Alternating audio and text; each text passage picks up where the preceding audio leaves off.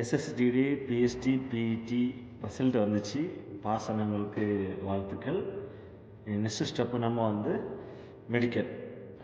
Medical வந்து செலெக்ஷன்லேயே வந்து main சொல்ல போனால் மெடிக்கல் தான் மேக்ஸிமம் உள்ளவங்க அவுட் ஆவாங்க. ஸோ மெடிக்கல் எப்படி நடக்கும், எந்த மாதிரி விஷயத்தில் வந்து நீங்கள் வந்து கான்சன்ட்ரேட் பண்ணணும், அதை வச்சு நம்ம இந்த வீடியோவில் வந்துட்டு தலை முதல் உள்ளம் காலையில் நம்ம பார்க்க போகிறோம். சரி, அதனால் வீடியோவை ஸ்கிப் பண்ணாமல் ஃபுல்லாக பாருங்கள். பார்த்து முடிச்சதுக்கப்புறம் ஏதாவது டவுட் இருந்துச்சுன்னா கமெண்டில் வந்து கேளுங்க. அடுத்த வீடியோவை வந்து மேக்ஸிமம் லைக் பண்ணுங்கள். சரியா? ஸோ நம்ம வந்து முதல்ல வந்து கண்ணில் இருந்து தொடங்கிடுவோம். ஸோ கண்ணில் வந்து தூர பார்வை செக் பண்ணுவாங்க, ப்ளஸ் கிட்ட பார்வை.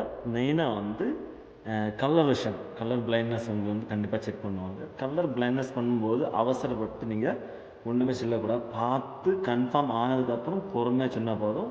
அவங்க வந்து உங்களை வந்து கம்பல் பண்ண மாட்டாங்க ஃபாஸ்ட்டாக அந்த மாதிரி ஒன்று. நீங்கள் வந்து கொஞ்சம் டைம் எடுத்துக்கலாம், பிரச்சனை இல்லை. நிதானமாக சொல்லணும். சரியா? நெக்ஸ்ட்டு வந்து ஐ மூமெண்ட் செக் பண்ணுவாங்க. லெஃப்ட், ரைட்டு, அப், டவுன். ஓகேவா?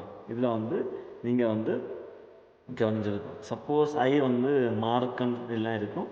ஸோ அதோட சொல்யூஷன் என்ன பண்ணணும், அதுக்குள்ள என்ன எக்ஸசைஸ் பண்ணியாச்சுன்னா கொஞ்சம் சரியாக இருக்கணும். நான் இதுக்காண்டி ஒரு வீடியோ உங்களுக்கு போட்டு தரேன். நெக்ஸ்ட்டு வந்து காதில் வந்து நீங்கள் உங்களை கண்ணை மூட சொல்லிவிட்டு அவங்க வந்து இல்லைன்னா ஏதோ சவுண்ட் போடுவாங்க, ஏதாவது கை வச்சு சொடக்கு போடுவாங்க. எந்த காதில் உங்களுக்கு சவுண்டு ஏறுதுன்னு நீங்கள் வந்து ஹேண்ட் ரைஸ் பண்ணணும். ஓகேவா? நெக்ஸ்ட்டு வந்து காதில் வந்து ஹோல்ஸ் இருக்கான்னு பார்ப்பாங்க. உங்கள் இயர் ட்ரம்மில் வந்து ஹோல்ஸ் இருக்கான்னு செக் பண்ணுவாங்க.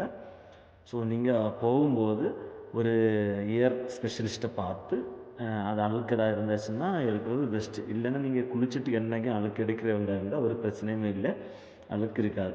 சப்போஸ் உங்களுக்கு நம்பிக்கையில் நீங்கள் எல்லாம் ஃபுல் ப்ரிப்ரேஷனோட போகிறீங்கன்னா சரி, ஒரு கன்சல்ட்மெண்ட் பண்ணுறது ஒரு தப்பு இல்லை. நெக்ஸ்ட் வந்து மூக்கில் வந்து கரெக்டாக உங்களுக்கு ஸ்ட்ரைட்டாக இருக்கும். லெஃப்ட்டு, ரைட்டு இந்த மாதிரி பெண்டிங் இருக்கக்கூடாது. இதில் வந்து பள்ளம் இருக்கக்கூடாது. ஃபுல்லாக இந்த போன் இருக்குல்ல, இந்த போன் வந்து ஃப்ராக்சராக இருக்கக்கூடாது. ஸோ இதுதான் பார்ப்பாங்க. நெக்ஸ்ட்டு வந்து நம்ம பல்லை வந்து கவுண்ட் பண்ண மாட்டாங்க நீங்கள். ஆனால் சொத்த பல் இருந்தாச்சுன்னா அதை வந்து நீங்கள் வந்து க்ளீன் பண்ணிட்டு போங்க. நெக்ஸ்ட்டு தெட்டி பல் இருக்கக்கூடாது. அந்த வரிசையில் அந்த பல் என்ன வரிசையில் இருக்கோ அந்த மாதிரி வரிசையில் இருக்கணும். தெட்டி பல் அது இருந்தாச்சுன்னா அதை வந்து நீங்கள் ரிமூவ் பண்ணிடுங்க. அதான் பெஸ்ட்டு உங்களுக்கு. ஓகேவா? நெக்ஸ்ட்டு வந்து கீழே வந்தாச்சுன்னா நம்ம மசில்ஸ் அவங்க இது பார்ப்பாங்க. ஏன்னா ரெண்டு காலும் சேமாக இருக்கா, இல்லைன்னா ஒரு கால் நல்லா ஒல்லியாக இருக்கும், ஒரு கால் வந்து பெருசாக இருக்கும், ஒரு செஸ்ட்டு வந்து உள்ளாடி இருக்கும், இன்னொரு செஸ்ட்டு வெளியே இருக்கும். அந்த மாதிரி சின்னவங்களுக்கு வந்து பிரச்சனை இருக்கும். சில கை வந்து ரொம்ப ஒல்லியாக ஸ்கின்னாக இருக்கும், சில கை ஒரு கை வந்து டிஃப்ரென்ஸாக இருக்கும். ஸோ இதை வந்து அவங்க செக் பண்ணுவாங்க. நெக்ஸ்ட்டு வந்து உங்கள் பாடி போஸ்ட் வந்து கரெக்டாக இருக்கணும். உங்கள் செஸ்ட்டு மசில் வந்து கரெக்டாக இருக்கணும். உங்கள் கை மசில்ஸ் எல்லாமே வந்து சின்ன இருந்தாலும் பிரச்சனை இல்லை, ஆனால் வந்து கரெக்டாக இருந்துச்சு. சிலவங்களை வந்து செஸ்ட்டு வந்து உள்ளாடி ஒடுங்கி இருக்கும், அந்த மாதிரி சின்ன பிரச்சனைகள் இருக்கும். ஸோ அந்த மாதிரி இருக்கக்கூடாது. முக்கியமான ஒன்று, நம்ம உடம்புல என்ன தழும்பு இருந்தாலும் மேக்ஸிமம் எந்த பாதிப்புமே இல்லை. ஆனால் இந்த ஃபோர் ஆர்மில் வந்து உங்களுக்கு வெட்டு தழும்பு ஏதாவது இருந்துச்சுன்னா அதை வந்து மேக்ஸிமம் வந்து எடுக்க மாட்டாங்க. சரியா? ஸோ அந்த மாதிரி இருந்துச்சுன்னா ஒன்று தெரிஞ்சு வேறு எங்கேயாவது உங்களுக்கு சின்ன ஸ்க்ராட்ச் அந்த மாதிரி இருந்துச்சுன்னா ஒரு பிரச்சனை இல்லை. ஆனால் இதில் வந்து இந்த ஒரு பிளேடு கீரலோ அந்த மாதிரி ஒன்று இருக்கக்கூடாது. நெக்ஸ்ட்டு வந்து நான் பார்க்க போகிறது வந்து கியூபிட்டஸ் வெல்கஸ் அப்படின்னா நம்ம வந்து கேரி ஆங்கிள்னு சொல்லுவோம். கை வந்து இந்த மாதிரி இருக்கும், அவங்க ஆங்கிள் வந்து ஒட்டி இருக்கும், அவங்க வந்து ஃபோரான் வந்து வெளி ஆங்கிளாக இருக்கும். ஸோ நீங்கள் வந்து ஸ்ட்ரைட்டாக நின்றுட்டு உங்கள் ரெண்டு கையும் உங்கள் பாடிக்கு லெவலில் வச்சு பார்த்தாச்சுன்னா உங்கள் ஃபோர் ஆர்ம்லேருந்து உங்கள் கை வந்து வெளியே போகும். ஸோ 5 to 10 டிகிரி வந்து உங்களுக்கு பிரச்சனை இல்லை வெளியே போய். சப்போஸ் வந்து உங்கள் அதை விட அதிகமாக போகுதுன்னா நீங்கள் வந்து இதை வந்து கொஞ்சம் யோசிக்க வேண்டிய விஷயம். அடுத்து நீங்கள் கையை ரொட்டேஷன் பண்ணும்போது உங்கள் ஆங்கிள் வந்து உங்கள் உடம்புல டச் ஆகும் அடிக்கடி. ஸோ இதுன்னா கேரி ஆங்கிள் கியூபிட்டஸ் வெல்கஸ் வந்து உங்களுக்கு வந்து இருக்குன்னு அர்த்தம். அதுக்கு சொல்யூஷன் இருக்குது. ஒரு 2-3 மந்த்ஸில் வந்து கொஞ்சம் க்யூர் ஆக வாய்ப்பு இருக்குது. ஸோ இதுக்கு வந்து நான் வந்து தனியாக ஒரு வீடியோ உங்களுக்கு நான் போடுவேன்.